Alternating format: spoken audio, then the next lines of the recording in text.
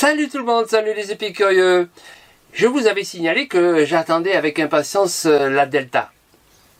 Je l'ai reçue enfin, la Delta Max, avec les panneaux solaires de 160 watts que je vais vous présenter aussi. Vous allez peut-être me dire, et à juste titre, encore une nouvelle vidéo sur les centrales électriques. Encore appelée batterie nomade. Oui, c'est vrai, c'est encore une nouvelle vidéo.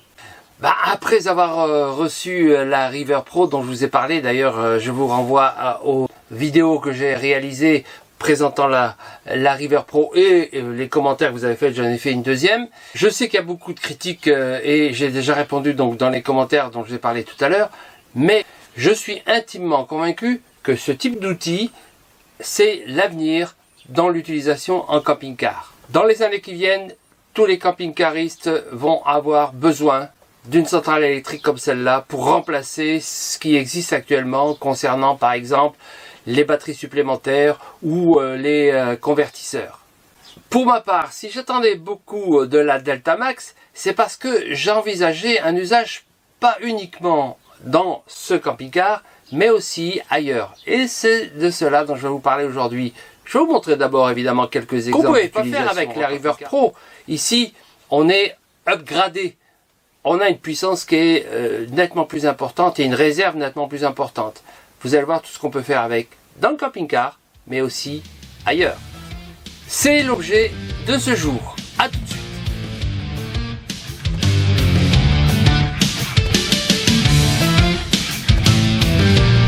Et si ce n'est pas encore le cas, n'oubliez pas de vous abonner, laissez vos commentaires. Pour cette Delta Max, je pourrais reprendre tout ce qu'on a déjà montré qu'il était possible de faire avec une centrale électrique et notamment avec la série River et avec la River Pro que je vous ai déjà présenté. Mais là, on est au-dessus. On est largement au-dessus et on peut faire beaucoup d'autres choses encore plus intéressantes. Aujourd'hui, dans le projet d'utilisation de la Delta Max, c'est de vous montrer à quel point on peut l'utiliser dans le camping-car. Je vais vous montrer quelques exemples qu'on ne pouvait pas faire avec la River Pro. Je vais vous montrer des exemples qu'on peut faire ailleurs que dans le camping-car, notamment dans la maison, au jardin par exemple, en bricolage, mais aussi dans la maison en cas de panne de courant, mais aussi sur un bateau. J'ai la chance d'avoir un bateau que j'ai aménagé en camping boat, on va dire.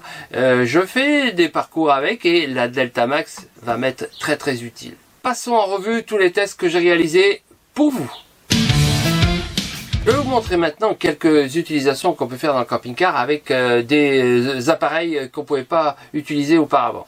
Et la puissance que l'on a là, elle est suffisante pour plein de choses. Je vous montre ici des exemples. Quel plaisir le matin de préparer son café expresso, de préparer ses toasts, de préparer son thé. Et à midi, vous préférez peut-être une plancha ou préparer un burger, ou même avec des frites ou du riz, du cuiseur, ou peut-être une petite raclette. Oh, sans oublier de se sécher les cheveux en sortant du bain. Il est vrai qu'ils ne sont pas tous indispensables, mais parfois on peut se faire plaisir. Ça marche sans souci. Il y a une chose que j'ai pas faite parce que je n'en ai pas, pour l'instant, c'est recharger les batteries de vélo assistance électrique, les VAE.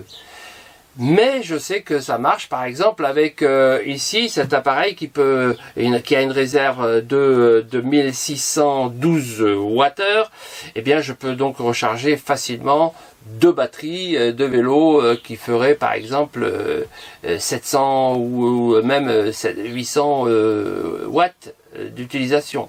Je peux les recharger. Deuxième chose que je voulais vous montrer, c'est l'utilisation qu'on peut en faire à la maison. À la maison, notamment en cas de coupure de courant, on est coincé. Il y a plein de choses qui marchent à l'électricité dans la maison et qui ne marcheraient plus en cas de coupure de courant. Avec la Delta Max, vous pouvez vous en sortir.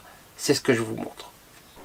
Alors si vous voyez avec cette rallonge un peu particulière, puisqu'il y a deux prismales, c'est parce que je vais m'en servir pour vous montrer comment ça peut être utile lorsque vous avez une panne de courant dans la maison. Je m'explique. Je vais donc simuler une panne. Je vais couper le compteur, venez voir. Donc, l'électricité est coupée dans la maison. Donc à ce moment, il n'y a plus rien qui marche. Et là, je vais vous montrer que je vais pouvoir maintenant, parce que j'imagine que les stores sont fermés ou ouverts, et bien pouvoir ouvrir le store, vérifier que le frigo et le congélateur sont sous tension et peut-être ouvrir même le portail du jardin. Alors premièrement, ce qu'il ne faut pas faire, c'est brancher d'abord sur l'écoflow. Il faut brancher parce que là, il y a 2 mâles. Donc si je branche ici et qu'il y a le courant, ben là il y a aussi. Donc il faut se méfier de ne pas faire l'erreur. Ensuite, je branche ici sur l'écoflow. J'allume. Voilà. Donc ici, j'ai actuellement une consommation de tout l'ensemble de la maison. Alors si ça dépasse les capacités de l'écoflow, ça va s'arrêter tout seul. Et bien ça ne dépasse pas la capacité qui est ici de 2000 watts. On peut monter à 4500 watts en crête. Alors, en fait, je vais vous montrer, par exemple, qu'avec ce système, alors qu'il n'y avait plus de courant tout à l'heure, je peux baisser les stores. Alors, je vais baisser les stores, vous voyez. Le store se baisse. Je vais arrêter et le faire remonter. Voilà, ça fait d'ailleurs tous les stores en même temps. Je regarde d'autres stores aussi. Donc ça a une puissance suffisante pour faire tous les stores en même temps. Actuellement, ce que vous voyez, c'est 3 stores qui s'ouvrent en même temps. Je vais l'arrêter. Je vais redescendre tous les stores. Et je fais la même chose à l'étage. C'est-à-dire qu'il y a suffisamment de puissance pour faire la même chose sur tous les stores. Il y en a 5 au total. Bon, je vais arrêter ça. Voilà, tous les stores sont arrêtés. Maintenant, je vais vous montrer que le frigo fonctionne encore. Voilà, le frigo est toujours en fonction. Le congélateur aussi. Donc ça évite, avec ce système, d'avoir tous les produits qui sont foutus. Et puis, je peux vous montrer aussi que à l'extérieur, malgré la panne de courant, je peux ouvrir le portail. Tout est en fonction grâce à l'écoflow. La Delta. Je vais arrêter et je vais vous montrer en même temps l'autonomie que j'ai dans ces conditions. Et j'ai encore 9 heures d'autonomie dans ces conditions. Là, il y a actuellement le frigo seul qui fonctionne. Il consomme 165 watts. Voilà, c'est super pratique. Là, je réouvre mes stores. C'est ouvert partout. Le frigo fonctionne. Le portail est en train de se fermer. Et j'ai ici une consommation de à peu près 1000 watts au total, avec encore une autonomie dans ces conditions d'1 heure. Si tout fonctionne en même temps. S'il n'y a que le frigo, c'est plus long. Super la Delta Max. Troisième chose, si vous avez la chance d'avoir un jardin, et si vous avez un jardin qui est isolé par exemple, si vous n'avez pas de réseau électrique à côté, avec la Delta Max, voire la Delta Max avec une extra batterie, c'est possible, ça augmente la capacité globale de réserve énergétique. Je vous montre le montage. Et on dispose de 2 ports pour des extra batteries. Évidemment, ça fait un peu plus cher puisque du coup vous avez 2 batteries, mais ça vous permet d'avoir de l'électricité en réserve, même loin de tous les réseaux électriques. Et si en plus vous disposez de panneaux solaires, vous allez acquérir une grande autonomie. Votre branchement électrique, c'est la centrale électrique et ses annexes éventuellement, dont les panneaux solaires que je vais présenter tout à l'heure. Voici quelques exemples de ce que j'ai moi-même utilisé en dehors de ma maison, en dehors du camping-car. J'avais le réseau électrique, mais c'était juste pour vous montrer ce qui est possible de réaliser avec une centrale électrique de cette puissance-là. Voilà l'installation. J'ai mis une rallonge ici pour me connecter à la centrale électrique, à la Delta. Et je vais tester ici des outils qu'on peut utiliser dans un jardin. Si vous avez un jardin qui est loin d'une prise électrique et si vous avez des travaux à faire, que ce soit des travaux de jardinage ou des travaux mécaniques avec une perceuse, un perforateur, enfin bref, tout ce qu'on peut utiliser comme outil qui marche sur le 230. Eh bien je vais tester ici le taille-haie et la tronçonneuse. Ce sont des outils qui sont ici à 1200 watts et celui-là à 2200 watts. Or, ici, on a une capacité de 2000 watts. Donc, normalement, il est capable de passer en crête bien au-dessus. On va voir si ça fonctionne.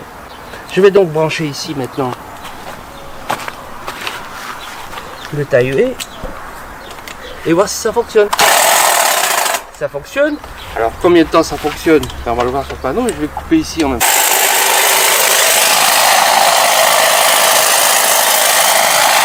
Là, l'autonomie, elle est longue.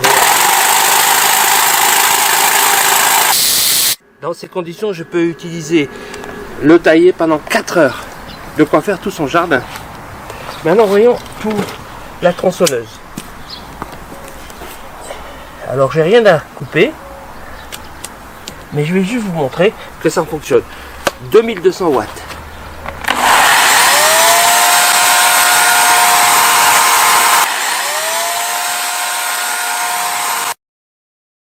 Vous avez vu, on était à peu près à 1200 watts de consommation pour une autonomie d'1 heure avec la batterie chargée à 78%, 80%. Donc il y a de quoi faire tous les travaux de jardin. Mais aussi d'envisager tous les chantiers possibles loin de tout réseau électrique.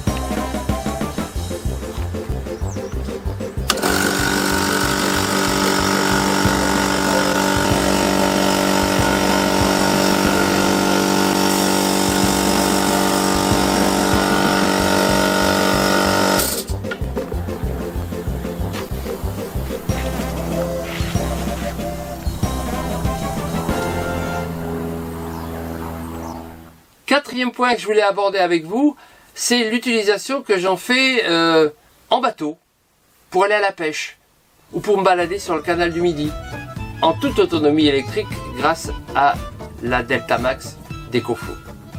Je vous montre ici quelques exemples réalisés pour vous.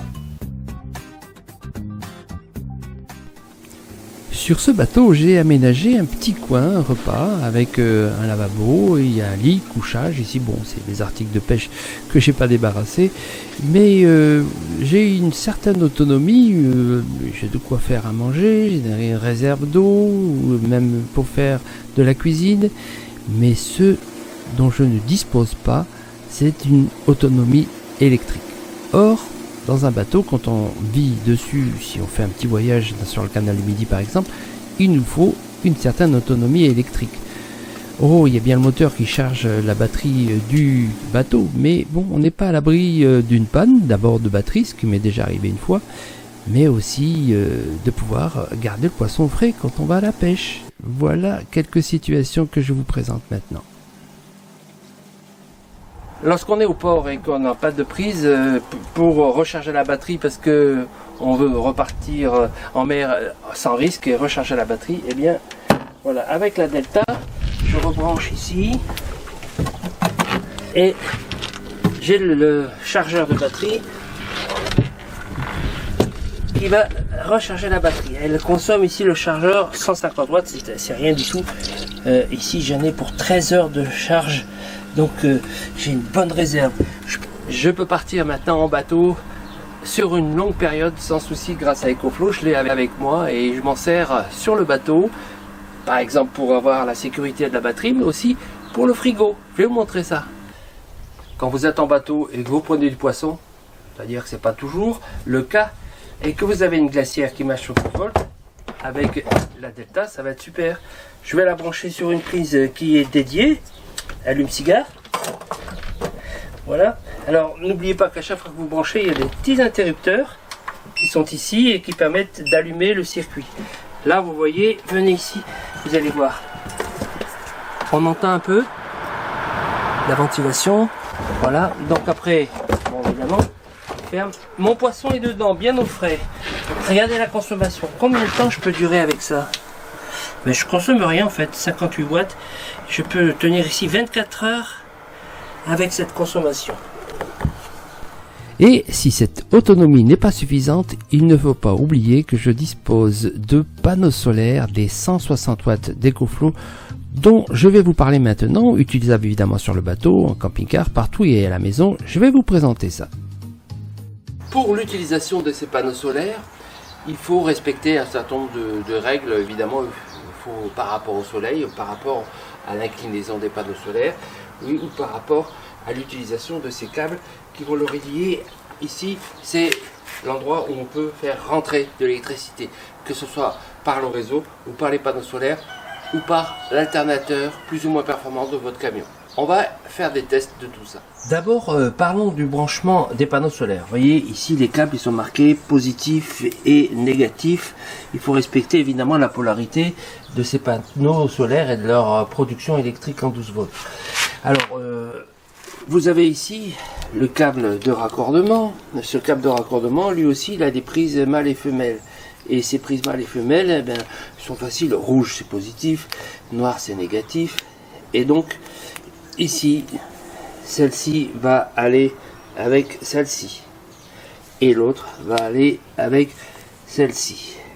Et puis ça, évidemment, ça va aller se brancher ici. Là aussi, il y a une polarité, il y a un détrompeur. Et pour éviter de faire des bêtises. Là, je peux pas. Là, je peux. Voilà, tout est branché.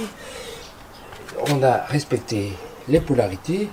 Et maintenant, les panneaux solaires sont en situation de pouvoir charger la batterie. On va voir ça. La charge ici va être indiquée en watts. Le panneau, je rappelle, est de 160 watts. Et avec l'étui, en fait, ça peut servir de support de fixation du panneau solaire pour le maintenir à l'angle que l'on veut face au soleil. Alors aujourd'hui, je vais tester ici. C'est un peu au soleil, mais c'est aussi un peu couvert. Donc on va faire des tests à différentes situations d'ensoleillement. Premier constat, je l'ai branché au soleil, sans chercher à l'orienter, juste posé comme ça, même pas perpendiculaire au rayon du soleil. Et je regarde la charge. J'ai déjà ici une charge de 87 watts, ce qui est pas mal puisqu'on est déjà à près de 60% de la capacité des panneaux solaires. Il me dit que là avec ça, j'ai 5 heures de charge possible dans ces conditions pour arriver de passer de 78 à 100%. Je vais maintenant utiliser l'étui qui possède les moyens de fixer le panneau solaire aux angles, aux 4 coins, qui permet ensuite d'orienter correctement le panneau solaire. Pour la fixation du panneau solaire avec le support rigide, j'ai choisi plutôt ce type d'installation. Alors ça permet notamment, grâce au panneau rigide ici, d'avoir un support qui résiste. Voilà. Et sur le profil ici, on voit qu'on peut aussi attacher la partie basse, mais ça prive aussi de jouer sur l'inclinaison. Par exemple ici, je peux reculer la partie rigide et changer l'angle d'inclinaison, qui en l'occurrence ici est bien trop élevé, et c'est juste pour vous montrer. L'idéal c'est d'être à 90 degrés de l'angle d'ensoleillement. Je redresse, et vous voyez, c'est assez pratique et rapide. Voilà, méthode simple. Voilà une fixation sommaire qui permet d'incliner correctement en essayant d'être à 90% de degrés d'inclinaison des rayons soleil sur le panneau. Et maintenant, allez voir la charge dans ces conditions. Et là, je suis assez satisfait, je ne sais pas si on voit bien, mais je suis déjà à 117 watts. On n'a plus que 4 heures pour charger. Le ciel s'est un peu levé et on voit que la charge s'est améliorée ici à 134, 135 watts de charge, ce qui est pas mal. Plus le ciel se découvre et plus la charge devient efficace. On a des pointes ici à 140, 150 Il ne reste plus que 3 heures de charge. Le ciel s'est revoilé, beaucoup de nuages. Donc la luminosité a sacrément baissé d'un seul coup. Et vous voyez que le panneau solaire charge encore à 53 watts. Et bien sûr, maintenant, la durée de recharge, elle est plus importante. Elle passe à 8 heures. Évidemment, la capacité de charge des panneaux solaires ne dépend pas de la réserve actuelle et du pourcentage qui est là. Ça va de 0 à 100%. Je vous rappelle quand même que la meilleure exploitation possible de ces centrales électriques, comme toutes les batteries lithium-ion, c'est de 20% à 80%. Si vous êtes arrivé à 80%, vous pouvez arrêter. C'est l'idéal. Cette fois, le ciel est encore voilé, mais le soleil tape fort sur les panneaux solaires qui sont là. Et je vais regarder avec vous la charge dans ces conditions. Alors, je l'ai mis un peu à l'ombre pour essayer de voir. Là, on est à 141, 140, 4 heures de charge possible encore. Regardez par rapport à la variation de l'ensoleillement, on peut passer dans un espace de temps court de 70 watts de charge à 170 selon le passage du nuage. Et voilà la mesure exacte de la distance disponible pour installer le panneau solaire à l'extérieur et loin de votre centrale. On est ici à plus de 4 mètres. Je vais passer maintenant à des tests de mise en charge sur le réseau électrique 230. Je pars d'une batterie que j'ai vidée à 30%. Une charge assez rapide puisqu'elle est censée être chargée en 1 heure là. Et je charge ici 1300 watts en ce moment. Assez variable, je ne sais pas trop pourquoi. Mais c'est sur mon réseau, secteur, il n'y a pas de souci. On va attendre de voir combien de temps ça a mis. On est déjà à 1% depuis que je viens de la branche. Bon, quelques minutes plus tard, enfin 1 minute plus tard, la charge se fait à 1564 watts ici. Et on a ici une durée de charge qui va être plus de 58 minutes pour 2% de plus. Et voilà, au bout de 7 minutes, on a pris 10% de charge. Pendant le travail et la charge ici en l'occurrence, les ventilateurs, il y en a 2, sont en fonctionnement. C'est un peu sonore, on peut dire que c'est pas silencieux. Si on a ça dans le camion, je pense que ça va déranger. En tous les cas pour la charge. Lors de la ventilation, non seulement il y a du bruit, mais ce que vous voyez peut-être pas ici, c'est la chaleur. Ça renvoie de la chaleur, ce qui est logique. Mais bon, dans un camping-car, peut-être que la chaleur, c'est peut-être pas souhaité si vous la rechargez dans le camping-car. Un quart d'heure plus tard, on a déjà chargé 20% de la totalité. Et voilà, après 3 quarts d'heure, on est passé de 30% à 100%.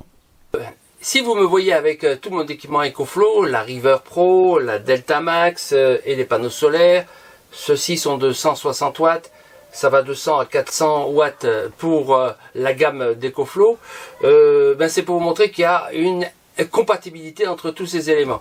Aussi bien pour les recharger, par exemple ici avec la recharge en roulant avec le camping-car ici sur l'allume-cigare. Donc cette prise là, c'est celle qui se met ici sur la River Pro, qui se met de ce côté là, vous ne le voyez pas, je l'ai déjà montré ailleurs, pour la Delta. Et cette prise là, c'est la même que je vais retrouver. Voilà, elle est orange, lunette jaune, mais c'est totalement compatible et je peux m'en servir. De la même façon que la prise qui sert ici actuellement, comme vous le voyez sur l'écran, à la recharge 220, c'est celle que je peux utiliser aussi pour ça là. Donc tout est entièrement compatible, et y compris pour l'application EcoFlow, qui va me permettre de suivre tous les paramètres d'utilisation des centrales électriques. Concernant les centrales électriques, vous voyez ici les centrales qui sont actives ici, le Wi-Fi est branché et je vais brancher celle-ci et je peux suivre sur mon écran ici sur mon smartphone l'état de charge, l'état des entrées, des sorties, je peux mettre le X-Boost ou pas, enfin bref, il y a plein de paramètres. Donc une précision que j'ai pas encore donnée, le poids, 22 kg pour la Delta Max. Et en fait, lors de la pesée réelle, c'est même un peu moins, 21-25. Et pour le panneau solaire, avec son étui, c'est bien plus léger puisqu'on est à peine à 7 kg. Et si on compare ces poids de la Delta Max avec une batterie acide ou une batterie AGM, il n'y a pas photo. Avant de passer à la rubrique j'aime bien ou j'aime moins, je rappelle ici quelques caractéristiques techniques de la Delta Max. Si ça vous intéresse plus particulièrement, vous pouvez faire des arrêts sur image et observer en détail chacun des points. J'ai pu vous montrer quelques exemples dans la vidéo. L'encombrement de la Delta Max est raisonnable, on peut le mettre facilement dans une soute. On peut rapidement recharger sur le secteur ou en voiture ou avec le panneau solaire. On a des utilisations très simples, faciles. Avec ses 1600 Wh, elle suffit à elle-même, mais on peut en plus mettre des extra batteries. Je n'en ai pas parlé, mais il y a un grand nombre de sécurités qui bloquent le système dès qu'il y a un problème.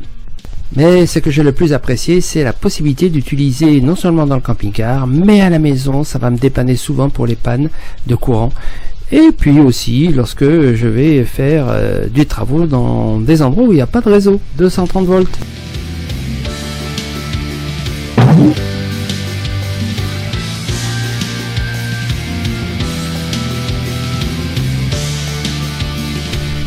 Et oui, le poids, une batterie c'est lourd, déplacer 22 kg c'est lourd, mais c'est inhérent à toutes les batteries. Le ventilateur fait du bruit c'est vrai, mais bon ça va avec la sécurité, il faut ventiler pour évacuer la chaleur, et la chaleur, c'est vrai aussi que c'est pas toujours heureux dans un camping-car, surtout l'été. L'application est facile à installer, mais je regrettais qu'on puisse pas suivre les deux centrales électriques en même temps, c'est l'une ou l'autre, le Wi-Fi des fois déconnecte. Bon, c'est un petit moins. D'ailleurs, l'application, je m'en sers pas beaucoup, puisque on peut vous lire directement sur les écrans. Le prix est un peu élevé, c'est vrai, mais il faut le mettre en rapport avec tous les avantages que l'on acquiert grâce à cette centrale électrique utilisable partout. Voilà, je vous ai fait un tour d'horizon complet de l'utilisation de cette centrale électrique EcoFlow Max. Cette centrale, elle existe sur deux modèles dans cette série, la Delta Max 2000 et la Delta Max 1600. Moi, c'est la 1600, ça me suffit déjà. La 2000, elle augmente la capacité de réserve, mais elle a exactement les mêmes fonctions. En conclusion, je retiendrai que, d'accord, elle est un peu chère, mais c'est le cas de toutes les centrales électriques et c'est pas la plus chère. C'est la plus intuitive, la plus simple de fonctionnement. Il y en a plein d'autres qui sont peut-être un peu moins chères, mais avec beaucoup moins de réserve, avec beaucoup moins de possibilités. Et puis celle-là, elle est très simple d'utilisation. Et puis il y a l'application qui est utile aussi. J'ai une autonomie électrique cette fois qui est largement plus importante que mes besoins ordinaires. Je peux donc utiliser des nouveaux outils que je n'utilisais pas auparavant, comme par exemple la Nespresso, parce que je suis un fan de café. Je pouvais pas le faire avant. Et j'espère que dans quelques semaines, je pourrai vous montrer comment cette batterie nomade peut vous servir avec un climatiseur. Dans ces conditions, c'est assez écologique, d'autant que la durée de vie, elle est longue. Si vous respectez les cycles, et notamment si vous restez dans la tranche des 20-80%, la durée de vie est très longue. Ça peut être 10 ans jusqu'à 20 ans. Pas de souci. Évidemment, il y a toujours le fait que vous utilisez du lithium, mais c'est le cas de tous les outils que vous utilisez en général, il y a un impact écologique obligatoire. Les centrales électriques sont au même titre que l'impact écologique que vous avez avec la fabrication de ce camping-car, avec l'utilisation que vous en faites sur la route en roulant, etc., etc. On ne va pas revenir là-dessus, bien que dans les commentaires, ce soit souvent un souci que vous évoquez. Enfin, je vous rappelle que cette vidéo a été réalisée en partenariat avec EcoFlow et que vous pourrez ainsi bénéficier d'une réduction de 5% en suivant le lien qui se trouve en description, si jamais ça vous intéresse. Voilà, j'espère que je vous ai apporté des informations, peut-être que ça va vous convaincre d'en acquérir. Merci de votre attention, et puis je vous dis à bientôt, au prochain tuto, à la prochaine vidéo, au prochain Je teste pour vous. Bye bye.